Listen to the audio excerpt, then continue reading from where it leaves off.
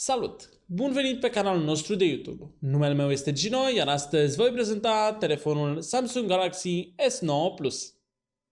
În fața noastră în acest moment avem varianta DuOS a telefonului ce vine pe culoarea Midnight Black și acestea fiind spuse, haideți să deschidem cutia împreună. În cutie avem în primul și în primul rând documentația acestui telefon ce vine ambalată într-un plic. Mai departe avem telefonul în sine, telefon ce arată foarte bine, dar asupra căruia vom reveni imediat. Și haideți să-l punem deoparte. Și acum haideți să vedem ce alte accesorii ne-au mai inclus cei de la Samsung în cutie.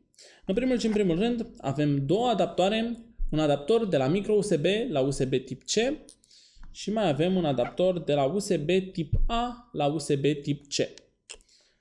În cutie se mai află încărcătorul ce beneficiază de tehnologia Adaptive Fast Charge și într-un compartiment special se mai află cablul de încărcare și de transfer date USB tip C, o pereche de căști AKG și un set de dopuri de rezervă.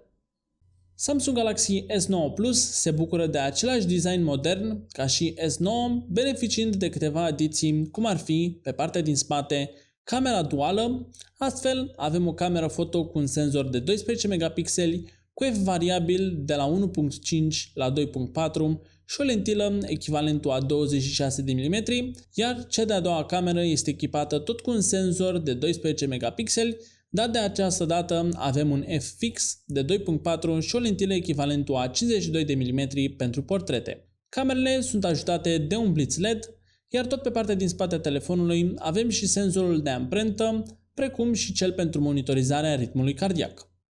Întoarcem telefonul și în partea superioară suntem întâmpinați de o multitudine de senzori, precum și earpiece-ul și camera fotofrontală cu un senzor de 8 megapixeli și f1.7.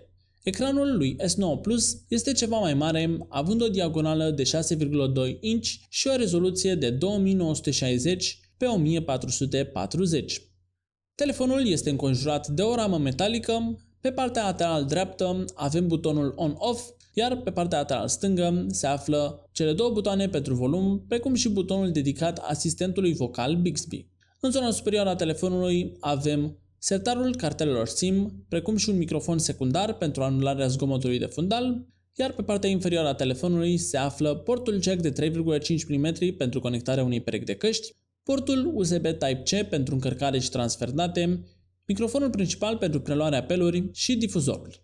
Telefonul rulează pe sistemul de operare Android 8.0 Oreo, sistem de operare ce vine la pachet cu asistentul vocal Bixby și cu interfața celor de la Samsung, ce în zona superioară are comenzile rapide împreună cu notificările, iar în zona inferioară se află butoanele virtuale pentru navigație și butonul Home beneficiază de tehnologia 3D Touch. În testul sintetic Antutu, telefonul s-a descurcat excelent și a reușit să scoată scorul de 248.721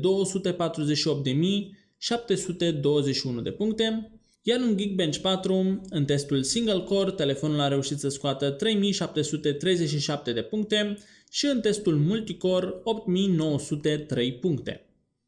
Ansamblul de camere foto ce se află pe partea din spate a telefonului reușesc să surprindă imagini clare, cu un contrast bun, culori realiste, iar datorită diafragmei ce poate fi deschisă până la f1.5, camera se descurcă foarte bine chiar și în condiții de lumină scăzută. Modul Pro permite utilizatorului să preia controlul asupra tuturor funcțiilor camerei, iar modul Portret permite utilizatorului realizarea unor prim planuri cu un efect de bokeh, scoțând astfel subiectul în evidență și îndreptând atenția privitorului către acesta. Telefonul rulează pe un chipset Exynos 9810 ce vine la pachet cu un procesor octa-core ce urcă în frecvență până la 2,7 GHz. Ca accesoriu grafic avem un Mali G72 MP18 și 6 GB memorie RAM. Ca spațiu de stocare, S9 Plus vine ca și S9 în 3 variante de 64, 128 și 256 de GB. În fața noastră avem modelul de 64 de GB, la care se poate adăuga un card microSD de până la 400 de GB. Și pentru o autonomie mai mult decât decentă, cei de la Samsung ne-au inclus și o baterie de 3500 de mAh, ceea ce ar trebui să asigure cam o zi de utilizare normală. În concluzie, Samsung Galaxy S9 Plus vine cu un ecran mai mare, o baterie îmbunătățită și datorită camerei foto duale, ce se află pe partea din spate a telefonului, oferă utilizatorilor posibilitatea să abordeze mai multe stiluri de fotografie. Acestea fiind spuse, eu vă mulțumesc pentru atenția acordată și vă invit să verificați descrierea pentru mai multe informații și linkuri utile, precum și prețul actualizat. Eu am fost Gino și vă doresc o zi excelentă, la revedere!